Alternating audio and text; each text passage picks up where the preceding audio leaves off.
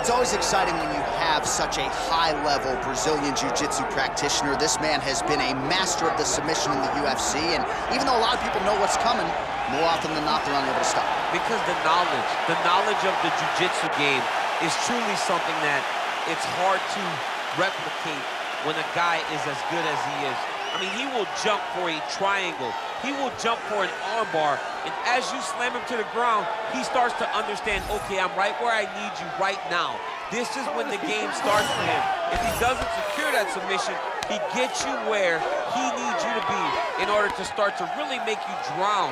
It's like going in deep water and getting pulled down over and over again, because every time you think, if I do this, it'll make it better, it just makes it worse. And best of luck trying to find a training partner to simulate this guy in the gym. It can't happen, and it won't happen.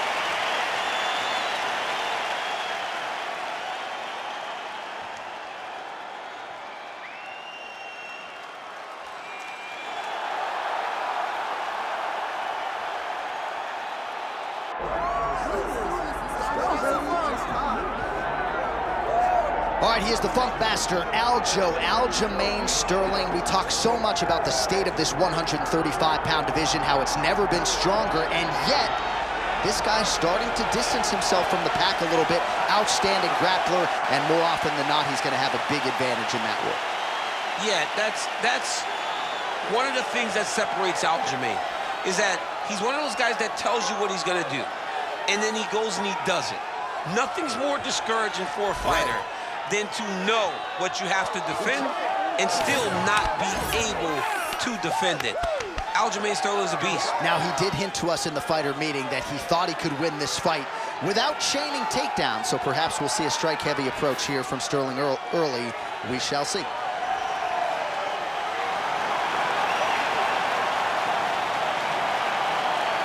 Aljamain Sterling steps inside the octagon. He is ready to fight.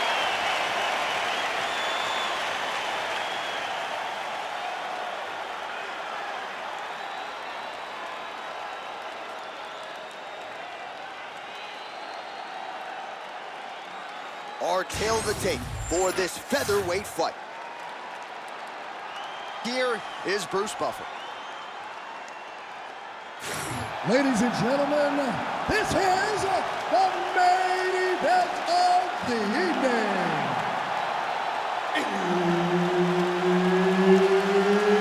It's time! 5 rounds in the UFC featherweight division. Introducing first, fighting out of the blue corner, Bryce the Nasty Mitchell. And now introducing his opponent, fighting out of the red corner, presenting the former UFC featherweight champion, Aljamain Punk Master Sterling. All right, Herb Dean, third man in the octagon for this one. All right, so here's Aljamain Sterling. Hasn't necessarily been a fast starter in the UFC. There's no denying the toughness, the creativeness, his scrambling ability. You know about the wrestling acumen, but he uses his length very well. This is a hard guy to hit, and it looks like he'll be hard to hit here out of the chute tonight.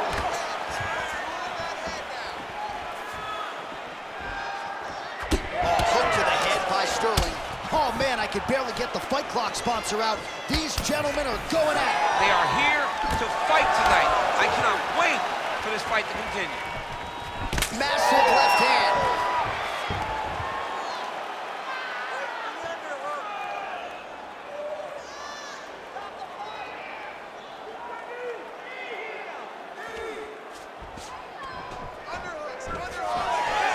Well, Sterling comfortable wherever the fight goes, but you're seeing a lot of the improvements he's made in his skill.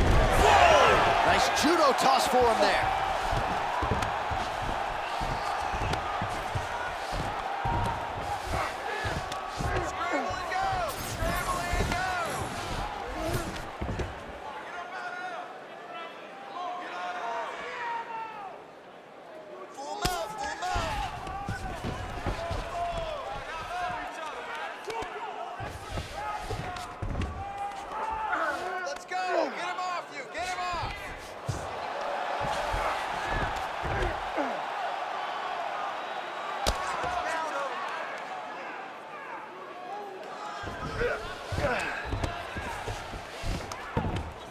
Scramble, scramble, scramble.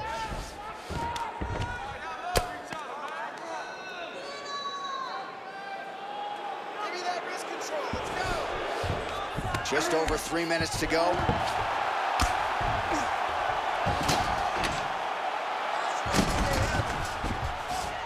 Oh, good ground and pound here. Again, not much defense there. Another ground strike gets through.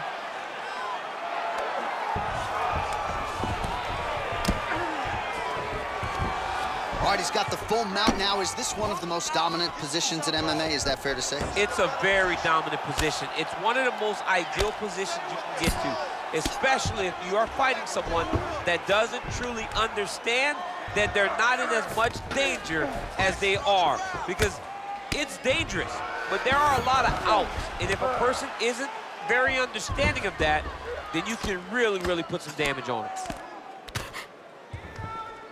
All right, let's go.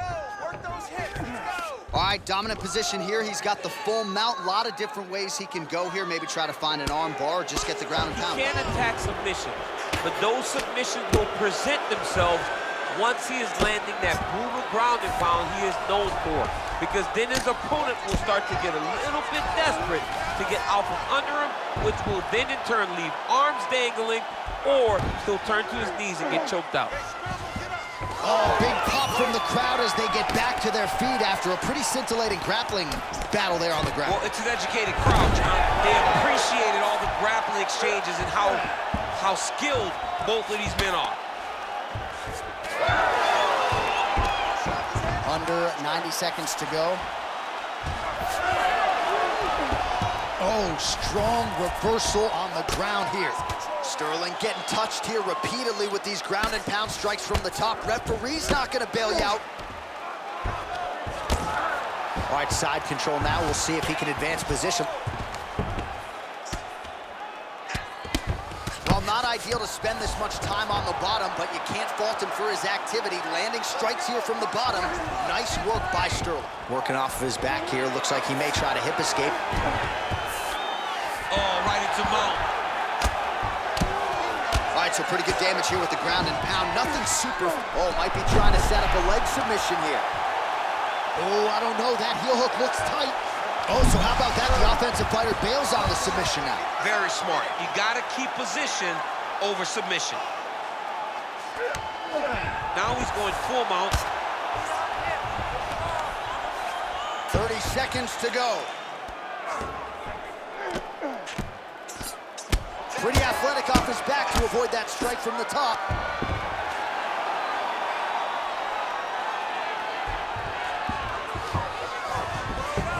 Back mount now. Lands with the ground and pound here.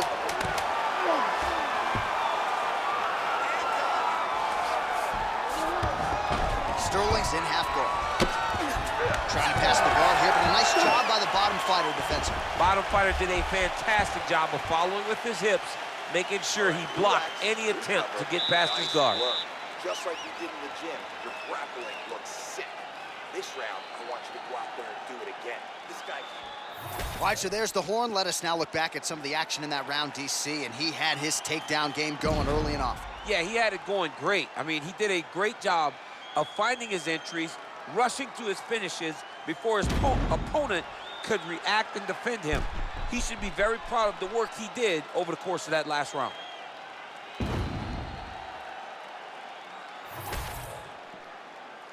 Ready to fight? Ready. All right, second round underway.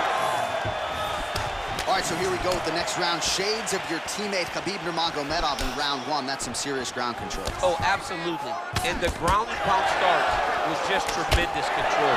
And if you watch Khabib, just as we're watching this young man right now, Sterling's trying to lock up on a submission now. it's in there deep. There you go. All right, so now going to position over submission as he bails on the sub.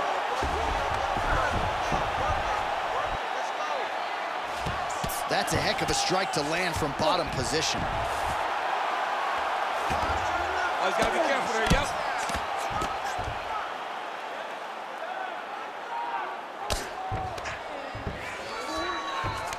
Mitchell's in half guard.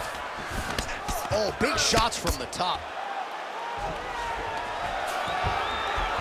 Not being just defensive, but offensive off of his back. Great punch lands. All right, so he's got him in the north-south position now, DC. If you're the top fighter in this situation, what are you trying to do offensively? I'm trying to force some sort of action from my opponent. You want him to turn to his knees to either give you the guillotine choke or allow you to try to chase the back. It's a tough position to control in, but there are options for finishes and are options for positional advancements if you're patient.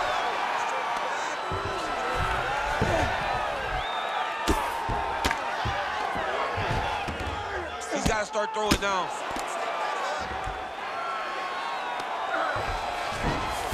Mitchell's in half guard now. Lands the ground and pound strike. And another one. Another strike from the top lands for him. And now he's inside control. All right, north-south position now. We'll see how he chooses to proceed. All right, so he's sort of turtled up here. Not great body language. Perhaps he's trying to bait him in a little bit. All right, we'll see if he can apply pressure inside his opponent's guard here, DC. Nice defense. Oh, hammer fist here by Sterling. These are big shots, and they're not glancing blows. When he's throwing, he is landing so clean that his head is starting off the mat. Well, he's worked very hard on this part of his game, and these ground strikes are really starting to take their toll. That is when you have to be throwing more kicks. That's the only way to catch someone that you're actually having to chase the whole time. Oh, he lands another strike to the body, really starting to connect on a lot of shots to the midsection, and these will take their toll as this fight goes into the latter rounds. Takedown defense holds up. And that's the danger in the engagement there. Oh, nice straight. That'll work. All right, so look at that. A cut has been opened around that eye area. He's taking shots over and over again to that area, and now he's dealing with a cut. Well, he continues to do a nice job here defensively, protecting his head, raising the guard, and really frustrating the offensive fighter a little bit. Lesson one in boxing class, hands up, chin down. Oh, a nice... All right, so he catches the kick there and beautifully counters with the takedown. So a nice job turning that defense into some immediate offense there. He did a great job of turning his defense into his offense, but you can see that he's done that time and time again. He drilled that exact action, and it worked in this instance. Look at him, he's setting up a choke now. Look at that, he's setting it up. That Darce is tight. Oh, he is out. How good is that? That is phenomenal submission defense by this young man. Well, sometimes our stat guys are stingy with these submission attempt numbers. There have been a lot of them here. Submission defense has held up every step of the way.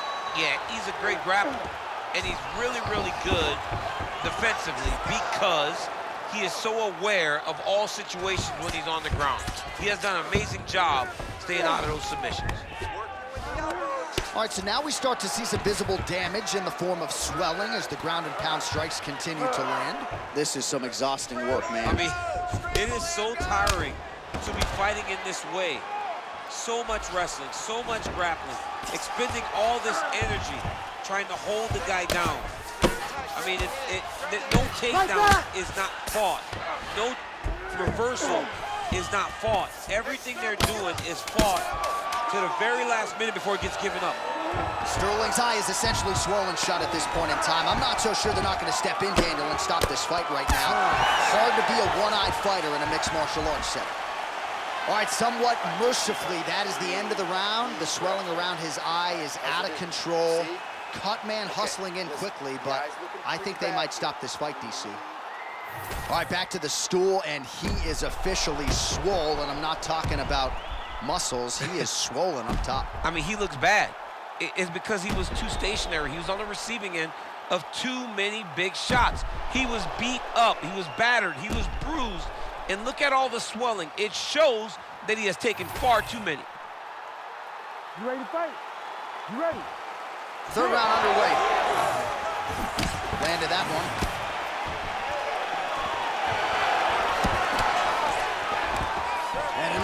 stick with it there to complete the takedown. Sterling's in half guard. Right into side control. Well, the ground and pound has been on point tonight. Good work here by Sterling. Another ground and pound strike lands.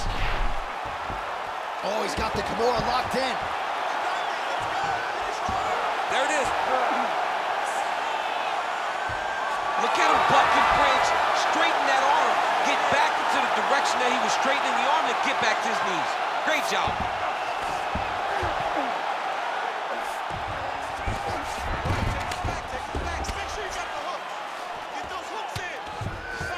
Side control is pretty safe there. Well, the ground and pound is there once again. Strong work here by Sterling. Well, you know this is the hurt business, and both guys are compromised at this stage of the fight. Yeah, both guys are compromised. Both guys have been beat up. Both guys have done a great job of landing, recognizing what they wanted to get done, and it's showing. This is a very evenly matched fight.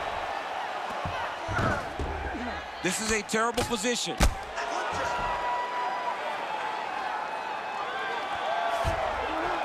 Oh, nice elbow.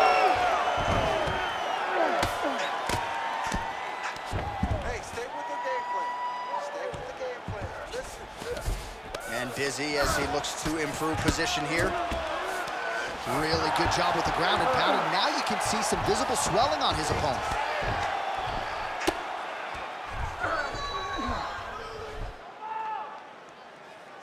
Three minutes to go in round three. He's got to be careful here.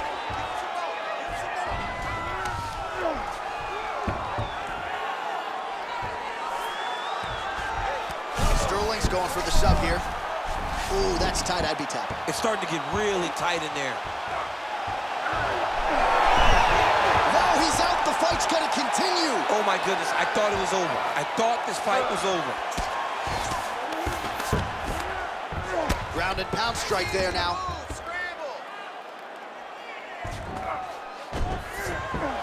Dude's in real danger now. He gets hit once again on that swollen area, and you can see the ringside physician starting to get a bit antsy. He may take a look. I mean, way to stay aware and stay safe defensively.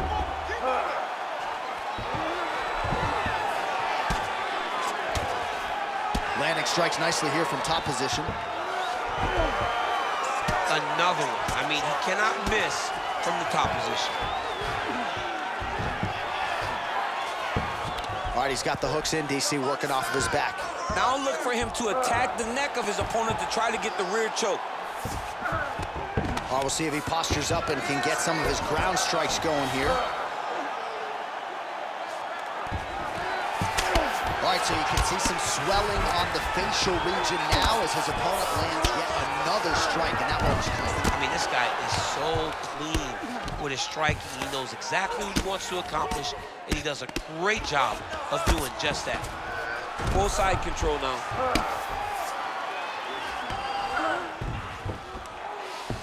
Man, how fun is this to watch as he continues to dole out damage with the ground and pound.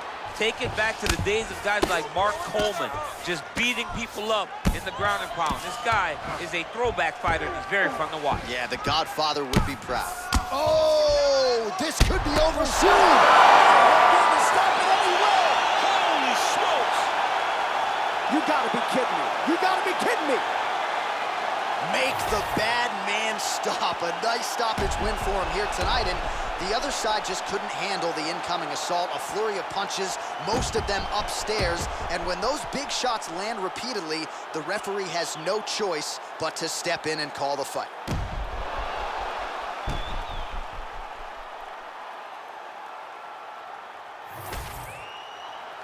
Bruce Buffer is in the octagon with the official decision. Ladies and gentlemen, referee Herb Dean has called a stop to this contest at 4 minutes, 2 seconds of the third round. Declaring the winner by TKO, Bryce, the Nasty Mitchell. Well, Well, the celebration is on over there in the corner, and nothing subdued about it. They put a lot of time into this training camp and into this performance, and certainly their athlete delivered. It was a result that they desired. They said, I don't care how this match ends, as long as I'm not standing there waiting on the judges. He got his opponent hurt, and he found the follow-up shots that allowed him to get the TKO.